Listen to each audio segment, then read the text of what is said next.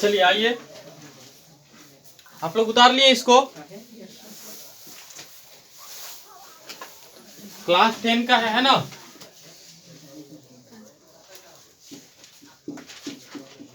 Class 10 का exercise 12.2। चलिए देखिए क्या क्वेश्चन था। डी का मान दिया हुआ था 35। अगर जिसको समझ में नहीं आया देख लो, यहाँ पे डी का मान कितना दिया हुआ था 35। तो आर का हमने मान निकाला, तो आर यानी त्रिज्या बराबर होती है d/2, यानी कि डायमीटर यानी व्यास के आधे कर लेंगे तो 35 दे था, तो 35/2, ठीक है ना। अब निकाल लिए वृत्त का परिधि, इसका किनारे किनारे वाला भाग का निकालेंगे। ये जो किनारे किनारे आप देख रहे हैं है ना, चूंकि क्वेश्चन कहता है कि इस जो पहिया आप देख रहे हैं, पहिया को बनाने में ये चांदी से पहिया बना हुआ है। ये चांदी से क्या बना हुआ है, आप पहिए मानिए, किताब में ब्रुंच दिया, ब्रुंच हटा दीजिए, पहिया मान के चलिए। ये पहिया बना हुआ है, यानी चक्का, देहाती भाषा में कहते हैं चक्का। तो क्वेश्चन कहता है कि जो चक्का है चांदी के तार से बनाया गया है। किस चीज से बनाया गया है? चांदी के तार से बनाया गया है। तो जब चांदी के तार से बनाया गया है बाबू, तो इसको बनाने में कुल तार कितना लगा? रुपया नहीं पूछ रहा है कि कुल कितना रुपया खपत हुआ, ही नहीं पूछ रहा है। पूछ रहा है क्या? पूछ रहा है कि इसको बनाने में कुल कितना तार की लंबाई लगा होगा, तार की लंबाई निकालना है। तो सबसे पहले हमने देखा कि तार लगा कहाँ, तो तार लगा किनारे किनारे, है ना, किनारे किनारे लगा, यानी कि वृत्त के परिधि के रूप में लगा। कौन सी के रूप में लगा? तो वृत्त के परिधि निकाल लिए, और यहाँ पे आर हो गया 35/2 mm। तो यहाँ पे वृत्त के परिधि बराबर फॉर्मूला होती है, देख लीजिए लिखे हुए हैं 2πr। तो इसी को बैठा दिए 2, तो 2π का मान 22/7 गुने आर का मान 35/2। 2 से 2 हमने काट दिया, 7 × 5 = 35 काट दिया, ऊपर बचा 22 और नीचे बचा कितना बाबू 5।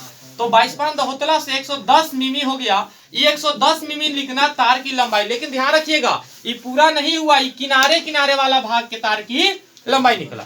अब देखा जाए, अब इसमें देखिए ध्यान से देखिएगा, ये स्पोक का काम कर रहा है। क्या चीज का काम कर रहा है चक्का में? स्पोक। तो स्पोक है के गो, तो अगर ऐसे गिनिएगा 1 2 3 4 5 6 7 तो 10 गो है। लेकिन इसको अगर डायरेक्टली हम लेके चलते हैं व्यास के रूप में, तो कितना व्यास है? 5 व्यास है। और क्वेश्चन में भी साफ लिखा हुआ कि 5 व्यास है। कितना व्यास? 5 व्यास। तो ये बताइए कि व्यास के लंबाई देले था ना, हो व्यास के लंबाई कितना देले था? 35। यहाँ ध्यान दीजिएगा आप लोग, 35 mm समझा दे रहे, ठीक है ना। इसको फिर से, तो 35 mm दिया है। तो ये बताइए, लिख दिया क्या कि चूंकि एक व्यास की लंबाई, एक व्यास मान लीजिए कि व्यास है, और व्यास कहते हैं जो सेंटर से होके जाए, तो एक व्यास की लंबाई यहां से यहां तक है ना। मेरा कलम देखना, मोटा अक्षर में उगा दिए, एक व्यास है। अब ऐसा ऐसा टोटल 5 व्यास है। तो एक व्यास की लिख दिया कि चूंकि एक व्यास की लंबाई, इससे आसान तरीका नहीं है, नहीं तो लिख पढ़ के बनाइएगा और लंबा चौड़ा चला जाएगा। एक व्यास की लंबाई दे दिया 35 mm। तो ये बताइए कि टोटल 5 व्यास है। तो वही कहावत बचपन में आप लोग सीखे होंगे, एकक नियम वाला मैथ, कहावत नहीं बल्कि मैथ, कि एक कलम का दाम अगर 10 रुपया है तो 5 कलम का दाम कितना हो जाएगा? 50 रुपया। तो यहाँ भी वही बात है, एक व्यास की लंबाई है 35, तब 5 व्यास की लंबाई कितना हो जाएगा? 35 × 5, जब गुना किए तो 175। तो 175 जो हुआ ये स्पोकवा के निकला। ये ऐसे स्पोक है, ऐसे है, ऐसे टोटल स्पोक का निकल गया। तो सुनिए, ये रिम हुआ, मान के चलिए देहाती भाषा में रिम है ना, जो रिम होता है चक्का का, गोले गोले, देहाती भाषा में लोग रिम कहते हैं उसको। तो रिमवा के निकला 110 mm है ना।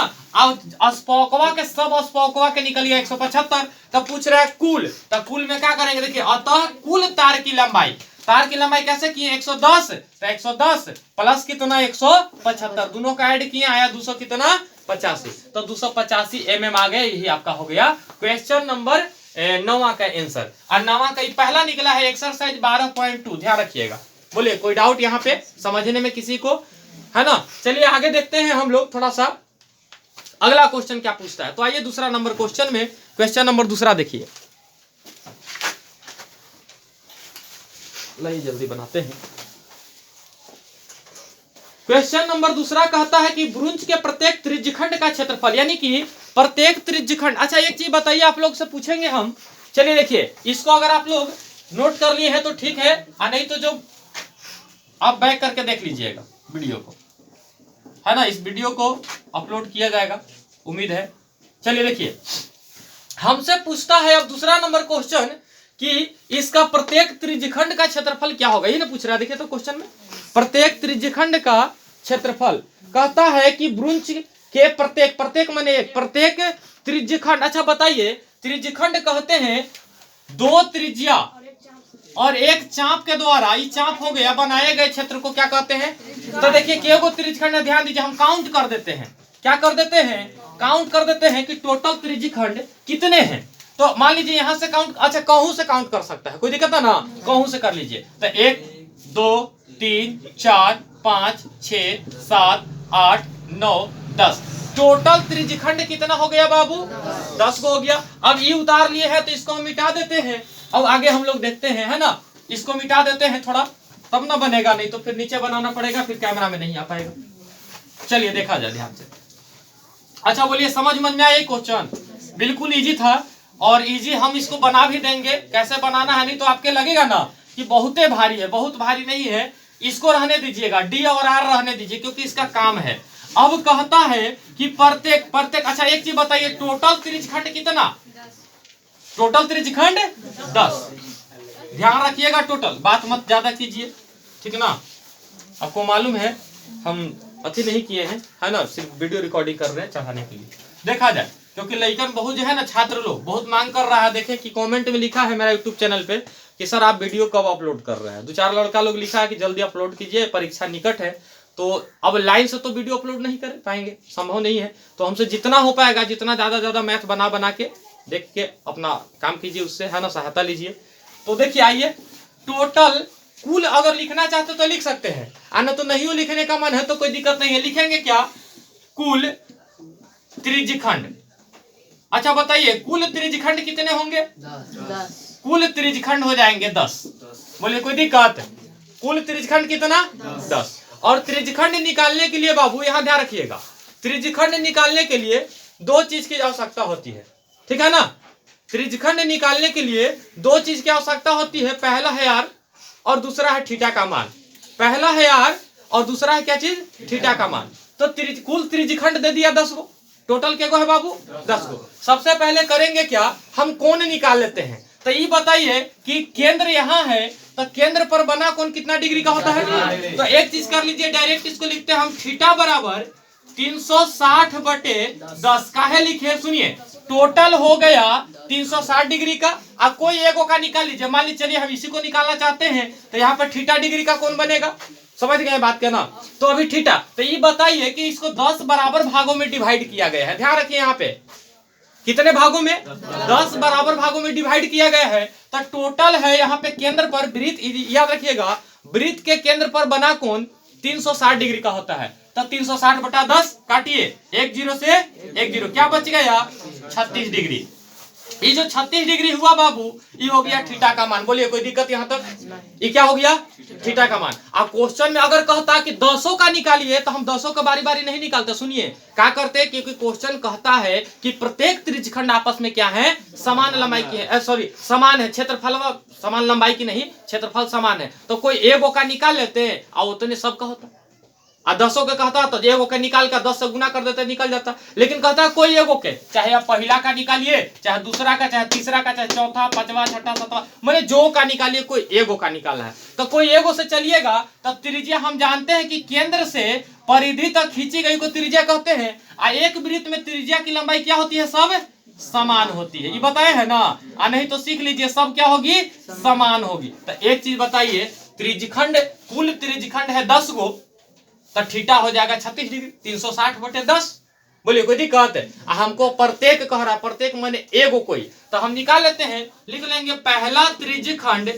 ध्यान दिया जाए, यहाँ पहला त्रिज्यखंड का क्षेत्रफल बराबर, सूत्र होता है त्रिज्यखंड का क्षेत्रफल बराबर, फॉर्मूला होता है θ/360 πr²। हाँ ध्यान रखिएगा ये चीज, कभी कभी क्वेश्चन में क्या कह देगा कि 10 का क्षेत्रफल निकालिए, तो लइकन क्या करेगा, पहले पहला का निकालेगा, फिर दूसरा, फिर तीसरा, ऐसा नहीं निकालना है। कोई एगो का निकाल लीजिए, और फिर वही चुकी वाला नियम है ना, चुकी लिख लेंगे। चूंकि एक त्रिज्यखंड का क्षेत्रफल इतना, इसीलिए 10 त्रिज्यखंड का गुना कर दीजिएगा, आ जाएगा। का कोई दिक्कत? लेकिन हमको 10 का नहीं पूछ रहा, कह रहा कि प्रत्येक मैंने कुछ हमको एगो का निकाला। तो पहला लिख दिया जा, है ना। ये पहला का हम लोग निकालने चले हैं। तो पहला त्रिज्यखंड का क्षेत्रफल बराबर कुछ होगा थीटा बटे 360 अब पाई आर स्क्वायर। अब निकालिए तो निकलेगा कि नहीं? तो निकालिए, एकदम सुंदर से निकलेगा। देखिए सुनिए, थीटा का मान पुट कर देंगे 36 बटा 360 36 डिग्री में, अब गुने पाई का मान 22 बटे कितना होता है गुने आर स्क्वायर। अच्छा देखिए, अब आर स्क्वायर है तो आर का मान देखिए, यहाँ पे आर का मान कितना है 35/2। तो यहाँ पे भी हम लोग लिख लेंगे 35/2 गुने 35/2। बोले कोई दिक्कत? काटिए तो जरा कटेगा, 36 से काटिए तो 10 बार में ही कट जाएगा 360। कोई दिक्कत? 10 बार में कटा। अब काटिए, देखिए 11 दूना 11 बार में कट गया, 7 पचे 35 कट गया, 5 दूना 10 कट गया। अब कटेगा हो? अब तो लगता है कि नहीं कटेगा। तो नहीं कटा तो ऊपर क्या बचा? 11 बचा। ये तो कटा हुआ है 35, यानी 11 गुने 35। नीचे क्या बचा बाबू?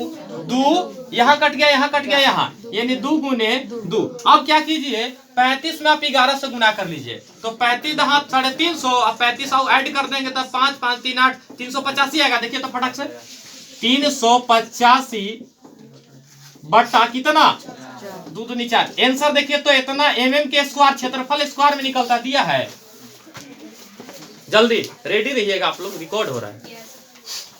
अगर इतना नहीं होगा तो इसको या तो भागा दे दीजिएगा तो दशमलव में आ जाएगा, नहीं तो पूर्णांक में आ जाएगा। बोलिए कोई दिक्कत?